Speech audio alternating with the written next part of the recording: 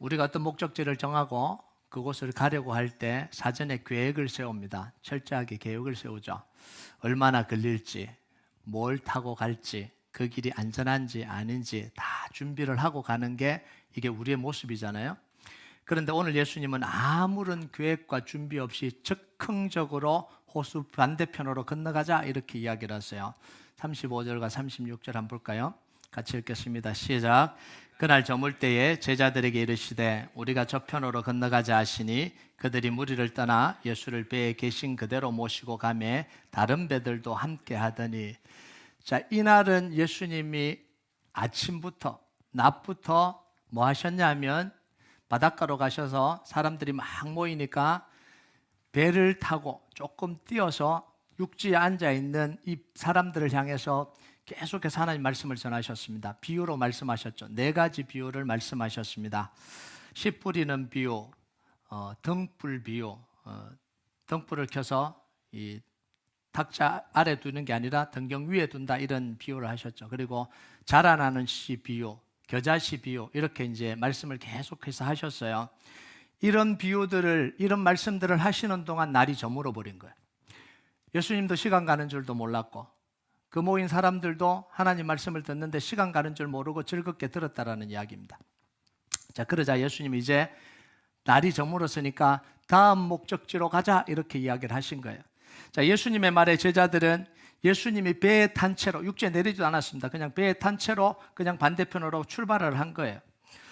자, 이런 상황들은요 그냥 자연스러워 보입니다. 아무런 문제가 없어 보여요. 자, 그런데 문제는 뭐냐면 여기가 갈릴리 호수라는 게 문제예요. 갈릴리 호수는 길이가 21km, 넓이가 13km. 호수라고 보기에는 너무 큰 거예요. 그래서 그 바다에 가까워서 갈릴리 바다라고 부릅니다. 자, 이 호수를 고깃배를 타고 가로질러 가려면 지금 저기 나오는데 가버나움에서 지금 녹색의 그라사인 지방으로 가려고 하는 거예요. 가려고 하면 빨리 가도 2시간, 좀 늦게 가면 4시간, 뭐 6시간, 뭐 이거는 저기 없죠. 날씨에 따라서, 바람 상태에 따라서, 노를 젓는 사람의 이 컨디션에 따라서 달라질 수밖에 없죠. 최소한 2시간 이상 걸리는 거리예요. 자, 문제는 낮에는 이 갈릴리 호수가 굉장히 잔잔합니다. 그런데 밤에 돌변하기 시작해요. 돌풍이 불면서 돌변하기 시작하는 게 이 갈릴리 호수입니다. 예상치 못한 돌풍이 불어서 가로질러 가면 배가 침몰당하기도 합니다. 자, 그래서 어부들이 낮에는 바다 한가운데로 가서 고기를 잡아요.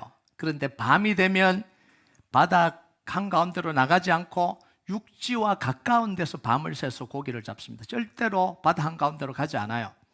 왜냐하면 깊은 곳으로 갔다가 돌풍이라도 만나면 빠져서 죽게 되잖아요. 자, 어부들이라면 이런 상황을 모두 다 알고 있는, 너무나 잘 알고 있는 거예요. 자, 예수님의 제자들의 대부분이 직업이 뭐였죠? 어부였어요. 아버지도 어부, 자기도 어부. 그러니까 갈릴리 바다를 손바닥 보듯이 다 보고 있는 거예요. 자, 그런데 무슨 이유인지 모르지만 예수님이 제자들에게 반대편으로 가자 이랬는데 제자들이 아무런 반대를 하지 않아요. 별다른 말을 하지 않고 그냥 출발을 해요. 자, 역시나 우려했던 상황이 현실이 되어버린 거죠. 37절 한번 볼까요? 37절 같이 읽겠습니다. 시작. 큰 광풍이 일어나며 물결이 배에 부딪혀 들어와 배에 가득하게 되었더라.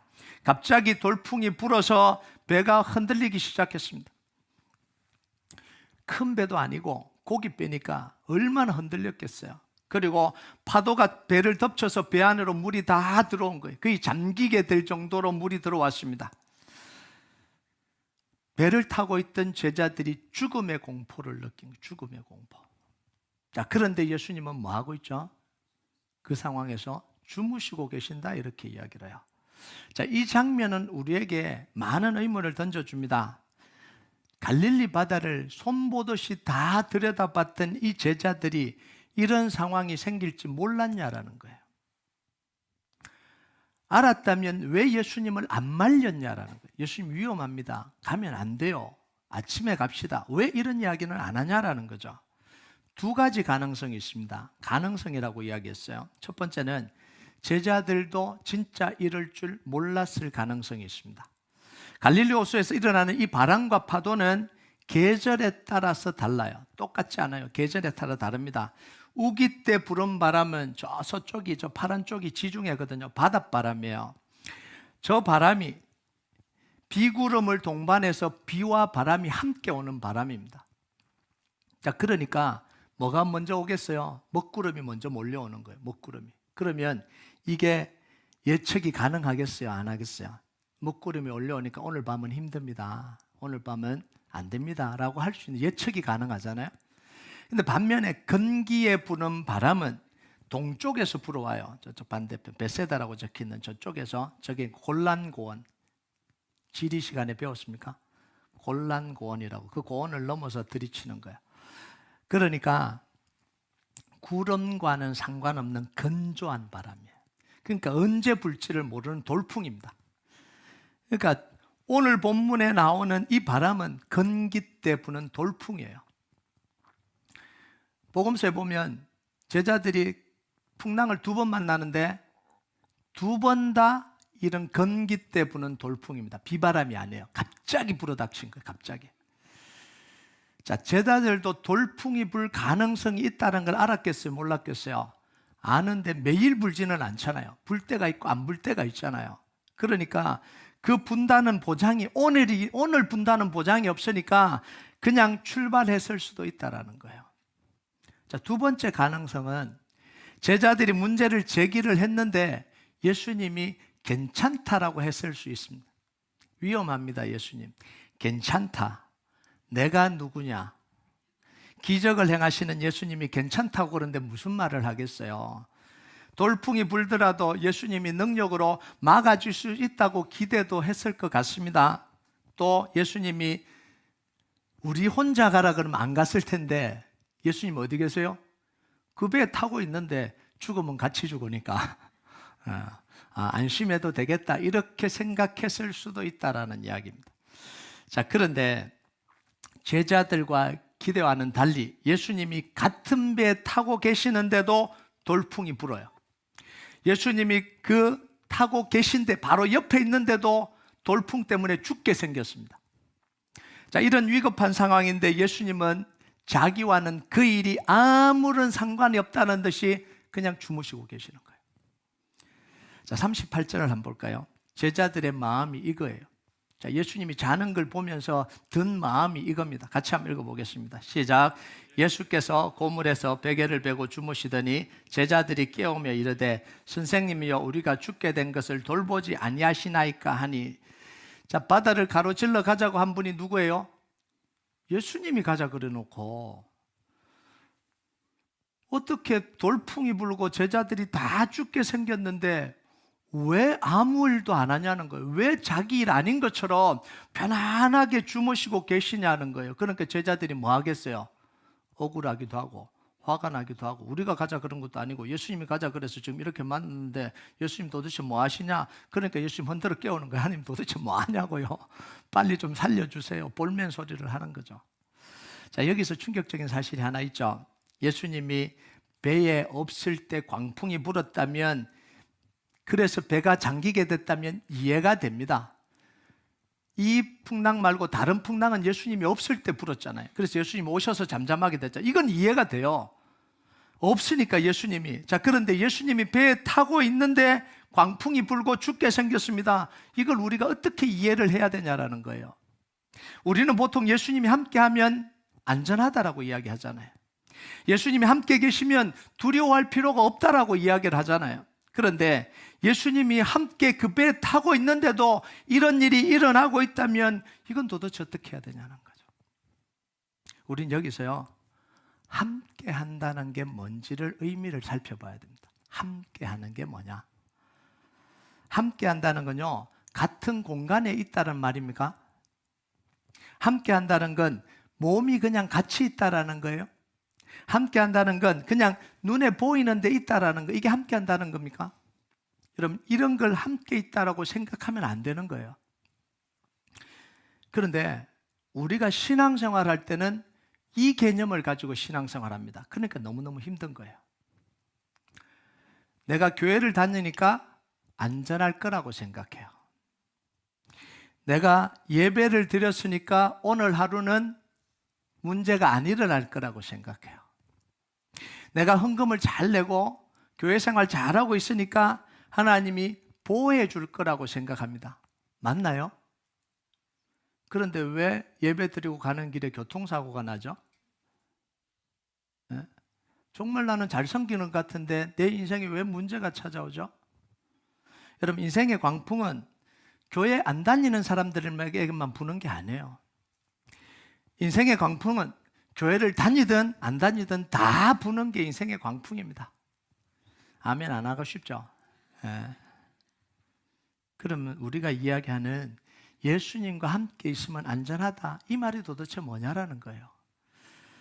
예수님 우리와 함께 계시면 축복이다, 이게 무슨 말이냐는 거예요. 광풍 다 부는데, 예배 드려도 광풍 불고 하나님을 잘 섬겨도 광풍 부는데, 그럼 하나님 함께 계시면 이게 무슨 소용이냐라는 거예요. 예수님과 함께 한다는 진짜 의미가 뭘까요? 그 대답을 오늘 예수님이 제자들에게 해주세요. 39절에 40절 같이 읽겠습니다. 시작. 예수께서 깨어 바람을 꾸짖으시며 바다들에 이르시되 잠잠하라 고요하라 하시니 바람이 그치고 아주 잔잔하여지더라. 이에 제자들에게 이르시되 어찌하여 이렇게 무서워하느냐, 너희가 어찌 믿음이 없느냐 하시니. 자, 예수님이 잠에서 깨어나서 제일 먼저 하신 게 뭐예요? 야단부터 치신 게 아니에요. 야단부터 치면 안 되잖아요. 뭐 하신 거예요? 배를 위협하는 광풍부터 잠잠하게 하신 겁니다. 예수님이 바람을 꾸짖으실 때 바다가 고요하고 잠잠해졌다라고 이야기합니다. 이건 뭘 보여주는 거예요? 창조주로서의 능력을 보여주는 거예요. 예수님이 창조주의 능력을 가지고 계신다는 걸 보여주는 겁니다. 하나님이 말씀으로 천지를 창조하셨듯이 하나님이신 이 예수님이 바람과 파도에게 명하니까 그 말씀대로 잔잔해졌다라는 거예요. 말을 들었다라는 거예요. 자, 그리고 난 뒤에 제자들에게 하신 말씀을 우리가 주목해 봐야 돼요. 어찌하여 이렇게 무서워하느냐? 어찌하여 믿음이 없느냐? 이렇게 물었다고요. 자, 제자들이 그럼 예수님이 배에 계신데, 눈에 보이는데, 같은 공간에 있는데도 두려워했던 이유가 뭐예요? 예수님이 없어서가 아니라 믿음이 없어서라는 거예요. 믿음이 없어서. 그러면 예수님과 함께 한다는 진정한 의미는 뭐예요? 예수님을 믿는다라는 거예요. 자, 여기 예수님 안 믿는 사람 어디 있어요? 다 예수님 믿죠. 예수님 믿습니까? 예, 믿습니다. 그럼 예수님 믿으면 뭐가 좋아요? 구원 얻어요. 뭘 믿어요? 구원 얻는다니까요. 이게 현 수준이에요. 현 수준. 여러분, 예수님을 믿는다는 내용이 도대체 뭐냐는 거예요. 예수님이 나한테 잘해줄 거라고 믿어요. 예수님이 구원해 줄 거라고 믿어요. 어떻게 확신해요? 이게 지금 그리스도인들의 모습입니다. 교회를 다니면서 정말 신앙생활 잘한다고 하는 사람들의 모습이에요. 여러분, 예수님 믿는다라는 건 뭐냐면 예수님이 하나님의 아들이심을 믿는다라는 거예요. 예수님이 그리스도라는 사실을 믿는다라는 겁니다. 예수님이 십자가에서 그리스도의 일을 성취하셨다는 걸 믿는다라는 거예요. 우리의 죄 문제를 십자가에서 다 용서해 주셨고, 사단의 권세를 십자가에서 다 꺾으셨고, 하나님과 우리와 막힌 담을 다 허무셔서 언제든지 하나님께 나갈 수 있도록 이 모든 문제를 다 십자가에서 이루시고 완성하셨다라는 사실을 믿는다라는 겁니다. 그러면 그것으로부터 발생하는 그 문제, 죄로 문제, 죄 문제, 사단의 문제, 하나님과 막힌 그 문제로부터 발생하는 인생에 일어나는 모든 재앙과 저주와 고통으로부터 우리를 건지시겠어요? 안 건지시겠어요? 건지신다라는 걸 믿는다라는 거예요. 이걸 이야기를 해서 예수님이 그리스도 되신다는 걸 믿는다라는 거예요. 그래서 우리의 모든 문제 해결은 어디서부터 시작이 되냐면 우리가 예수가 그리스도됨을 믿는 것에서부터 시작이 되는 거예요. 자, 그러면 예수님이 함께 계시면 안전하다는 건 문제가 찾아오지 않는다라는 게 아니에요. 인생에 나쁜 일들은 다 피해간다라는 이야기가 아닙니다. 예수 안 믿는 사람들에게는 가지, 예수 믿는 사람들에게 인생의 문제가 다 피해간다 이런 이야기가 아니에요.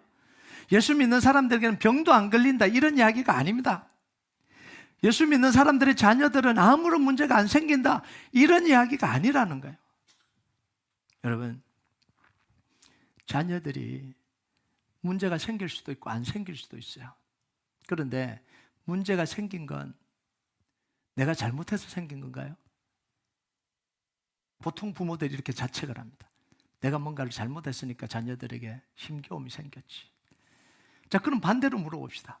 자녀들이 지금 문제가 없으면 내가 잘한 거예요? 얼마나 잘했는지 한번 말해보세요. 얼마나 잘했길래 자녀들이 문제가 없는? 그건 나 때문이 아니잖아요. 솔직하게 이야기해서 내가 뭔가 대단히 잘해서 우리 자녀들에게는 아무런 문제가 없어 이렇게 말할 수 있는 사람이 누가 있냐고요. 아무도 없는 거예요. 그럼 반대로 이야기를 하면 자녀들에게 문제가 찾아온 건 내가 뭔가 대단한 잘못을 저질러서 온 게 아니라는 거예요. 자책하지 말라는 거예요. 그게 아닌 거예요. 여러분, 예수님이 우리와 함께 계시기 때문에 오는 이건 뭐냐면, 괜찮다라고 하는 이유는 뭐냐면 예수님이 그 문제의 주인이 되어주시기 때문에 그런 거예요. 문제가 안 일어나는 게 아니에요. 어려움이 안 오는 게 아닙니다. 여러분, 요셉이요 팔렸잖아요. 노예로 팔렸잖아요. 지켜주셔야 되는데 비참하게 팔렸잖아요. 그거 누구에게요? 형제들 손에 팔리도록 놔두는데 그럼 보호받은 거예요? 하나님 함께 하신 거예요? 다윗은 억울하게 도망자가 되잖아요. 사울 왕에게 잘못한 거 하나도 없는데 그럼 안 지켜주신 건가요? 다니엘은 포로로 끌려가잖아요. 나라 잃어버리고 포로로 끌려가잖아요. 그럼 하나님 안 지켜주신 거예요? 요셉이 노예로 끌려갈 때도 하나님은 함께 하셨어요. 다윗이 도망자가 될 때도 하나님은 함께 하셨습니다. 다니엘이 포로로 끌려갈 때도 하나님은 다니엘과 함께 하셨습니다. 자, 그럼 함께 하시는 건 뭐냐? 안 끌려간다는 이야기가 아니에요. 포로가 안 된다는 이야기 아니에요. 문제가 안 생긴다는 이야기 아닙니다. 문제가 생겨도 그 문제의 주인이 누구라고요? 하나님이라는 거예요. 하나님이 그 문제를 컨트롤하고 계신다라는 거예요. 그 문제를 통해서 하나님의 살아계심을 나타내신다라는 거예요. 그리고 결국은 이 요셉을 통해서 하나님의 살아계심을 나타냈잖아요. 다윗을 통해 하나님의 살아계심을 나타냈잖아요. 다니엘을 통해서 하나님의 살아계심을 나타내셨잖아요. 그 문제 때문에 물에 빠져 죽지 않는다라는 걸, 광풍이 불어도 물에 빠져서 죽지 않는다는, 광풍이 안 분다는 이야기가 아니라 불어도 물에 빠져서 죽도록 내버려 두지 않는다라는 이야기입니다. 예수님이 창조의 능력을 나타내시고 그 문제 속에서도 우리를 건지신다라는 겁니다. 그래서 문제 앞에서 우리가 하나님의 말씀을 생명처럼 여기고 기도하면서 하나님의 일하실 때를 기다리는 게 우리가 신앙생활 해가는 거예요. 문제가 안 일어나도록 제발 하나님 문제 안 일어나게 해주세요. 내 인생 속에 제발 고통 안 일어나게 했어요. 그래, 그 기도하다가 문제가 툭 터지면 뭐라고 이야기해요? 도대체 하나님은 어디 계십니까? 이러고 나오는 거예요. 그러니까 인생이 힘들죠. 그게 아닌데, 여러분, 오늘날 크리스찬들 중에 이런 사람 너무 많아요. 하나님, 내 자녀는 지켜줄 줄 아는데 왜 안 지켜주십니까? 내 사업은 지켜줄 줄 아는데 내가 이렇게 열심히 했는데 왜 안 지켜주십니까? 왜 어려움이 오게 하십니까? 하나님 살아계신 거 맞습니까? 이러고 따지잖아요. 그게 아닌데, 우리가 문제가 찾아올 때 하나님의 약속의 말씀을 생명처럼 여기고 그 약속의 말씀을 붙들고 기도하면서 뭘 기다려야 돼요? 하나님이 일하실 때를 기다려야 되는 거예요. 하나님이 주권적으로 그 일을 왜 나에게 행하셨는지 그 이유를 들을 때까지 기다려야 되는 거예요. 그럼 하나님은 언제요? 때가 되면 이유도 말씀해 주시고 그걸 하나님의 역사로 바꿔주실 때가 온다라는 거예요.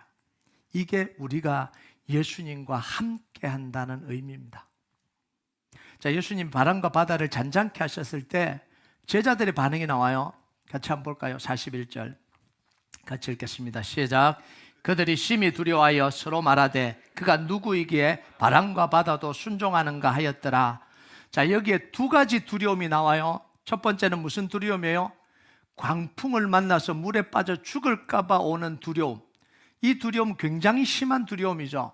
두 번째 두려움은 뭐예요? 예수님이 바람과 바다를 잔잔케 하실 때 예수님 존재에 대한 두려움, 예수님이 이런 분이셨구나, 그거에 대한 두려움입니다.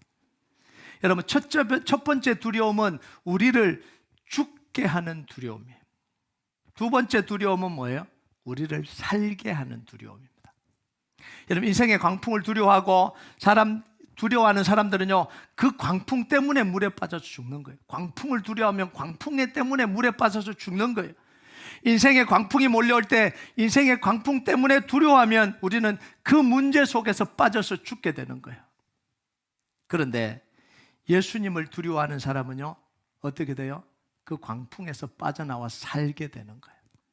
그래서 제자들이 두려우면요, 광풍으로 인한 두려움보다 뭐예요? 광풍을 잠잠케 하시는 예수님을 봤을 때 더 두려웠다, 이렇게 이야기를 해요. 광풍이 안 두려웠던 게 아니에요. 두려운데 그 광풍을 컨트롤하시고 잠잠케 하시는 예수님을 보니까 더 두려웠다, 이렇게 이야기를 하는 거예요. 여러분, 우리 예수님이요, 우리가 누구를 두려워야 되는지 분명하게 우리가 말씀해 주세요. 마태복음 10장 28절 같이 읽겠습니다. 시작. 몸은 죽여도 영혼은 능히 죽이지 못하는 자들을 두려워하지 말고 오직 몸과 영혼을 능히 지옥에 멸하실 수 있는 이를 두려워하라. 자, 이걸 좀 적용을 해보자고요. 인생의 문제가 우리에게 찾아올 때 우리는 그 인생의 문제가 우리를 죽일 만큼 두렵습니다. 여러분, 인생의 문제가 찾아오는데 이건 아무것도 아니야, 그럴 사람이 누가 있어요? 힘들어요. 믿음이 있어도 문제가 찾아오면 힘들죠, 두렵죠. 이것 때문에 어떻게 되나 답답하죠, 불안이 찾아와요. 돈 문제, 건강 문제, 관계 문제, 정신 문제, 쉬운 게 하나라도 있나요? 다 어렵잖아요. 너무너무 힘들잖아요. 그런데 그걸 두려워하고 있으면 우리가 그 두려움에 빠져서 우리의 삶도 무너지고 정신도 비폐해지고 영혼도 죽게 되는 거예요. 그게 문제를 두려워할 때 일어나는 현상입니다. 그런데 우리가 진짜 두려워해야 될 건 그게 아니라는 거죠. 뭐예요?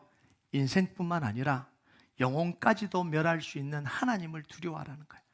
인생이 안 두렵다는 거 아니에요. 이 두려워요. 그런데 그것보다 더 두려워할 분이 계신다라는 거예요. 우리의 영혼과 몸과 모든 영혼까지도 멸할 수 있는 하나님을 두려워하라는 거예요. 우리가 세상 것을 두려워하지 말아야 될 이유가 있습니다. 첫 번째는 뭐냐면, 세상에 있는 모든 걸 다 가져도 심판대 앞에 설 때 하나님의 그 심판에서 건져줄 게 없잖아요. 세상 것으로는 심판을 이길 수가 없잖아요. 그러니까 두려워해야 되는 거예요.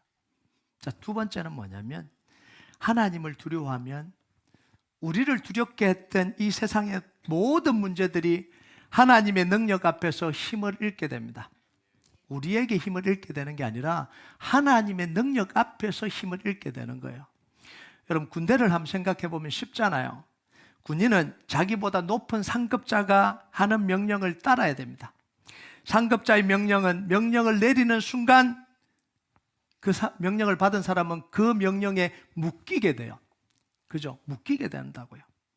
자, 그런데 먼저 내린 이 상급자보다 더 높은 상급자가 반대되는 명령을 내리면 먼저 한 명령을 어떻게 돼요? 자동적으로 무효예요. 무효시켜달라고 그럴 필요도 없어요. 더 큰 상급자가 명령을 내리는 순간 그냥 무효가 돼버리는 거예요. 그래서 더 큰 상급자의 명령만 따르면 됩니다. 자, 근데 투스타 사단장이 명령을 내렸습니다. 근데 이전에 바풀떼기 두 개 소대장이 자기한테 명령을 내린 게 있거든요. 그거에 막 이렇게 몰두하고 있는데 투스타 사단장이 와서 이거 해. 그런데 사단장님한테 죄송합니다, 사단장님. 바풀떼기 2개가 시킨 게 있는데 제가 그거 먼저 하고 하면 안 되겠습니까? 미친 거죠. 그럼 죽죠. 그거는 취소예요. 사단장이 명령을 내리는 순간 취소예요. 자, 바풀떼기 2개가 뭐라 그러면 어떻게 되는 거예요? 우리를 괴롭힐 수 있을지 몰라요. 위협할 수 있을지 몰라요. 누구한테 죽어요? 그럼 사단장한테 죽죠. 그 누구의 권위를 지금 무너뜨리는 거예요? 자기 권위를 무너뜨리니까. 그럼 이걸 우리에게 한번 적용해 볼까요? 빌립보서 4장 6절 7절 같이 읽겠습니다. 시작. 아무것도 염려하지 말고 다만 모든 일에 기도와 간구로 너희 구할 것을 감사함으로 하나님께 아뢰라. 그리하면 모든 지각에 뛰어난 하나님의 평강이 그리스도 예수 안에서 너희 마음과 생각을 지키시리라. 자, 인생의 문제들은 우리에게 찾아와서 계속해서 명령을 내립니다. 돈 문제, 관계 문제, 정신 문제, 수많은 자녀들의 문제 찾아와서 뭐라고 명령 내리냐면 너 염려해야 돼. 너 걱정해야 돼. 너 불안해야 돼. 우습게 생각하면 안 돼. 이번에는 진짜 큰 문제야. 너 염려해, 걱정해, 두려워해, 불안해. 이거 명령을 내리잖아요. 이때 우리는 그 불안과 이 염려에 묶이게 되는 거예요. 묶이게 되는 거예요. 생각도 그렇고 삶도 그렇고 주눅도 그렇고 묶이게 되는 거예요. 이 큰 문제 앞에서 어쩔 줄 몰라 하는 거예요. 자, 그런데 하나님을 두려워하는 건 뭐예요? 문제가 있어도 하나님 우리에게 명령합니다. 뭐라고요? 아무것도 염려하지 말고 모든 일에 기도와 간구로 너희 구할 것을 감사함으로 하나님께 아뢰라. 그 문제 네가 짊어지지 말고 나한테 이야기해라. 무슨 문제 찾아왔는지 모르지만 나한테 이야기해라. 이렇게 이야기를 한 거죠. 자, 예수님이 그 명령을 하시는 순간 우리에게 찾아온 이 염려와 걱정과 불안은 힘을 잃게 됩니다. 나 때문이 아니라 하나님이 말씀하셨기 때문에, 하나님 명령하셨기 때문에. 자, 하나님의 명령대로 감사함으로 모든 걸 다 맡기고 인생에 찾아오는 풍랑들 다 맡기고 기도하면 어떤 일이 일어난다고요? 하나님이 요동치는 마음과 생각을 붙들어 주신다는, 성령님을 통해서 요동치고 있는 이 마음과 생각을 붙들어 주신다는 거예요. 매일 요동치는데, 매일 아침마다 돈 문제, 관계 문제, 정신 문제, 자녀들의 문제로 요동치고 있는데 하나님이 약속의 말씀 붙들고 기도하면, 맡기면 하나님 우리의 마음을 붙들어 주시겠다는 거예요. 그 다음 뭐 하신다고요? 지혜도 주시고 전략도 주시고 지략도 주시고 그걸 하나하나 이겨가도록 하나님이 하신다는 거예요. 그럼 우리는요, 아침에 일어나서 기도하는 게 이게 너무너무 중요한 거잖아요. 이미 눌린 상태에서 하루를 살아버리면 안 그래도 눌려 있는데 하루가 어떻게 되겠어요? 죽는 거죠. 그래서 아침에 일어나서 하나님의 명령으로 바꿔야 돼요. 하나님께 다 맡기고, 하나님 염려하지 말라, 두려워하지 말라. 내가 너 마음과 생각 다스려 주겠다. 그리고 하나님이 주시는 지략과 지혜와 전략을 계속해서 강구해야 되는 거예요. 그래서 하루하루를 이겨가야 되는 거예요. 여러분, 예수님이 밤에 제자들에게 반대편으로 가자고 하신 건 다분히 의도가 있으신 것 같습니다. 만약 예수님도 모르고 이랬다면 풍랑이 불면 예수님이 어떻게 했어요? 화들짝 놀라시겠죠. 근데 지금 뭐 하고 계세요? 마치 그런 일이 있을 거라는 듯이 자고 계시잖아요. 왜 이러시냐라는 거예요. 예수님이 자신이 하나님의 아들 그리스도라는 것을 제자들로 하여금 알게 하기 위한 거예요. 믿게 하기 위함입니다. 그걸 통해서 제자의 능력을 가지고 살아가도록 하기 위해서 하나님이 지금 훈련시키고 가고 계시는 거예요. 요한복음 2장 30절 31절 한번 볼까요? 같이 읽겠습니다. 시작. 예수께서 제자들 앞에서 이 책에 기록되지 아니한 다른 표적도 많이 행하셨으나 오직 이것을 기록함은 너희로 예수께서 하나님의 아들 그리스도이심을 믿게 하려 함이요 또 너희로 믿고 그 이름을 힘입어 생명을 얻게 하려 함이니라. 예수님이 하나님의 아들 그리스도라는 그 사실을 믿으면 생명을 얻고 구원을 얻고 능력을 얻게 되니까 그걸 믿게 하기 위해서 하시는 거예요. 예수님이 제자들을 불러서 순차적으로 지금 교육하고 계십니다. 뭐요? 병 고치는 걸 보여주시면서 뭐요? 하나님의 아들 그리스도라는 사실을 인식시켜주는 거예요. 죄를 사하는 모습을 보여주면서 아, 예수님이 죄까지도 사하실 수 있는구나. 귀신을 쫓아내면 귀신도 예수님의 이름 앞에 굴복하는구나.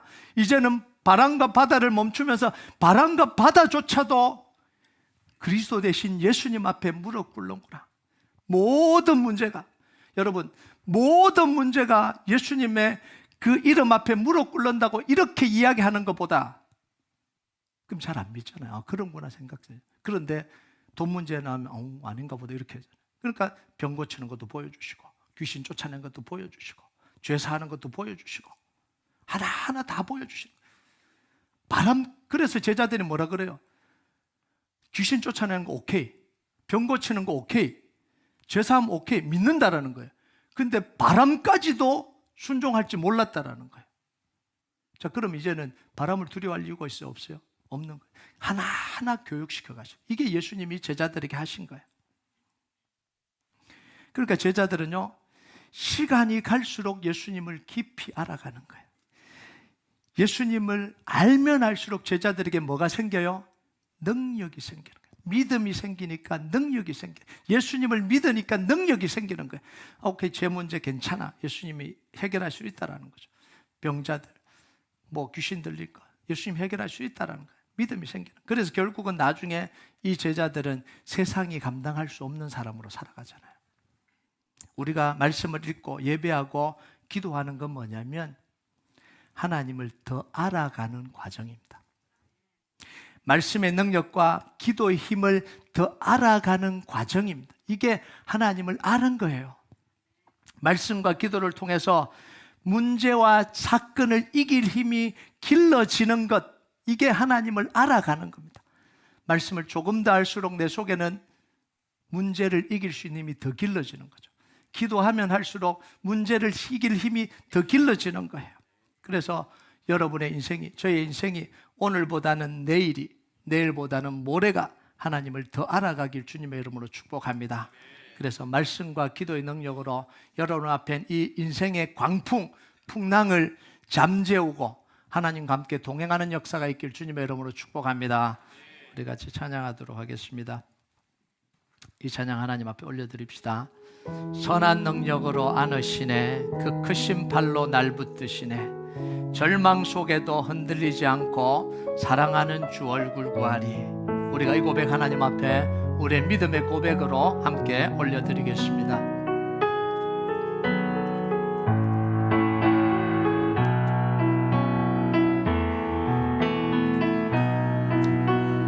선한 능력으로 안으시네, 그 크신 팔로 날 붙드시네, 그 크신 팔로 날 붙드시네, 절망 속에도 흔들리지 않고, 절망 속에도 흔들리지 않고, 사랑하는 주 얼굴 구하리. 선한 능력으로 일어서리, 선한 능력으로 일어서리. 우리 주님만 의지합니다. 주만 의지하리. 믿음으로 우린 고대하네, 주 오실 그날 영광의 새날을 맞이하리. 이전의 괴로움 날 애워싸고, 이전의 괴로움 날 애워싸고, 고난의 길을 걷는다 해도 주님께 모두 맡긴 우리 영혼, 주님께 모두 맡긴 우리 영혼, 끝내 승리의 날을 맞으리. 끝내 승리의 날을 맞으리. 우리의 고백으로 고백합니다. 선한 능력으로 일어서리, 선한 능력으로 일어서리. 주만 의지하리. 믿음으로 우린 고대하네, 주 오실 그날 영광의 새날을 맞이하리. 주님이 마신 고난의 쓴 잔을, 주님이 마신 고난의 쓴 잔을 우리도 감사하며 받으리. 주님의 남은 고난 채워가 예수와 복음 위에 살리라. 예수와 복음 위에 예수와 복음 위에 살리라. 예수와 복음 위에 예수와 복음 위에 살리라. 예수와 복음 위에 우리 고백합니다. 선한 능력으로 일어서리, 선한 능력으로 일어서리. 우리 주님만 의지합니다. 주만 의지하리. 믿음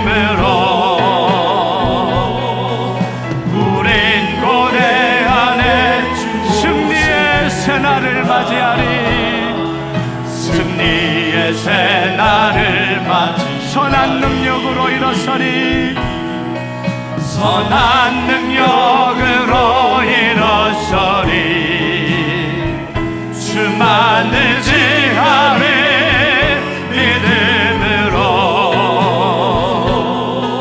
우린 고대하네 주오실 그 승리의 새날을 맞이하리 승리의 새날을 맞이하리